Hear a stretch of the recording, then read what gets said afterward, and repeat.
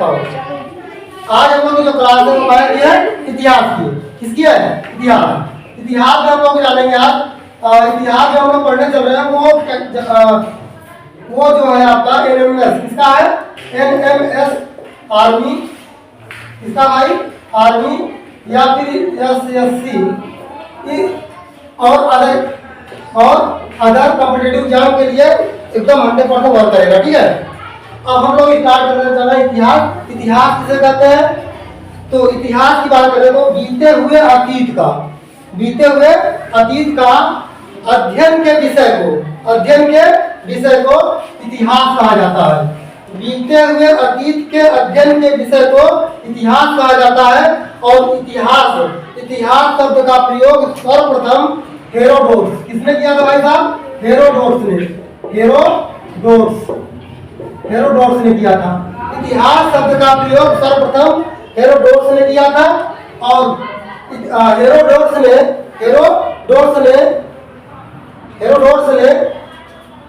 इतिहास को सरल व सुगम भाषा में पढ़ने के लिए इसके 3 कालों में विभक्त किया है। कितने कालों में? 3 कालों में। तो 3 काल कौन कौन से होंगे आपके? पहला होगा आपका प्राग ऐतिहासिक काल। क्या होगा? प्राग ऐतिहासिक काल। ठीक है। दूसरा आद्य ऐतिहासिक काल। क्या? आद्य ऐतिहासिक काल। ठीक है। तीसरा आपका ऐतिहासिक काल। ठीक है भाई साहब, इतिहास किसे कहते हैं? इतिहास की परिभाषा की बात करें हम तो बीते हुए अतीत के अध्ययन के विषय को इतिहास कहते हैं। और इतिहास शब्द का प्रयोग सर्वप्रथम हेरोडोटस ने किया था। ठीक है, उसके बाद आगे कहते हैं हेरोडोटस ने क्या किया? इतिहास को सरल और सुगम भाषा में पढ़ने को समझने के लिए 3 कालों में विभक्त कर दिया। पहला प्राग ऐतिहासिक काल, दूसरा आद्य ऐतिहासिक काल, तीसरा ऐतिहासिक काल। प्राग ऐतिहासिक काल किसे कहते हैं भाई साहब? जिस काल का कोई लिखित विवरण न प्राप्त हो उसे हम लोग क्या कहते हैं? प्राग ऐतिहासिक काल कहते हैं। और जिस काल का कोई लिखित विवरण प्राप्त हो परंतु पढ़ा ना जा सके उसे आद्य ऐतिहासिक काल कहते हैं। जिस काल का कोई लिखित विवरण हो और उसे पढ़ा ना जा सके उसे क्या कहते हैं? आद्य ऐतिहासिक काल कहते हैं। और इसका उदाहरण है सिंधु घाटी सभ्यता। क्या है? सिंधु घाटी सभ्यता। ठीक है, या हड़प्पा सभ्यता।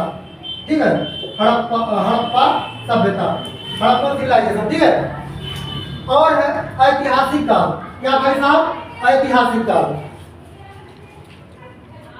जिस काल का लिखित विवरण प्राप्त हो और उसे पढ़ा जा सके उसे हम लोग क्या कहते हैं? ऐतिहासिक काल। क्या कहते हैं? ऐतिहासिक काल। उसे क्या कहते हैं? ऐतिहासिक काल। इसका उदाहरण क्या हो सकता है भाई साहब? आपको क्या कहते हैं? आधुनिक भारत। क्या भाई साहब? आधुनिक भारत। ठीक है। अब इसमें आप लोग बहुत कुछ जानेंगे कि अंग्रेजों का भारत में आगमन।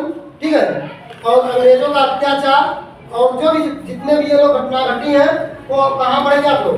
ऐतिहासिक काल में पढ़ेंगे। ठीक है। अब प्राग ऐतिहासिक को 4 वर्गों में बांटा गया है। कितने वर्गों में? 4 वर्गों में। प्राग ऐतिहासिक काल को पहले नंबर प्राग ऐतिहासिक काल को ही पाषाण काल कहा जाता है। प्राग ऐतिहासिक काल को ही क्या कहा जाता है? पाषाण काल कहा जाता है। क्या कहा जाता है भाई साहब? पाषाण काल कहा जाता है। ठीक है, पाषाण काल कहा जाता है। और पाषाण काल जो बात करता है पाषाण काल भाई साहब, पाषाण काल को 4 वर्गों में बांटते हैं। कितने वर्गों में? 4 वर्गों में। पहला आपका कौन सा है? पहला आपका पूरा पाषाण काल। कौन है? पूरा पाषाण काल। पूरा पाषाण काल। दूसरा आपका है मध्य पूरा पाषाण। मध्य कौन है? मध्य पूरा पाषाण काल। मध्य पूरा पाषाण काल। पाषाण काल। ठीक है। और तीसरा है आपका क्या कहते हैं? नव। क्या बोलते हैं इसको? नव पाषाण काल।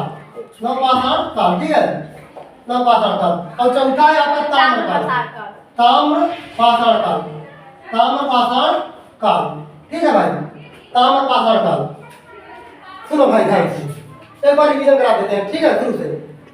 इतिहास किसे कहते हैं? बीते हुए अतीत के अध्ययन के विषय को इतिहास कहा जाता है।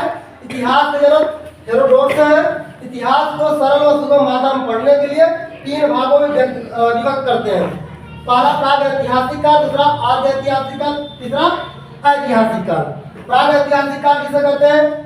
जिस काल का कोई लिखित साक्ष्य न प्राप्त हो, जिस काल का कोई लिखित साक्ष्य न प्राप्त हो उसे प्राग ऐतिहासिक काल कहते हैं। जिस काल का लिखित साक्ष्य प्राप्त हो लेकिन उसे पढ़ा ना जा सके उसे आद्य ऐतिहासिक काल कहते हैं।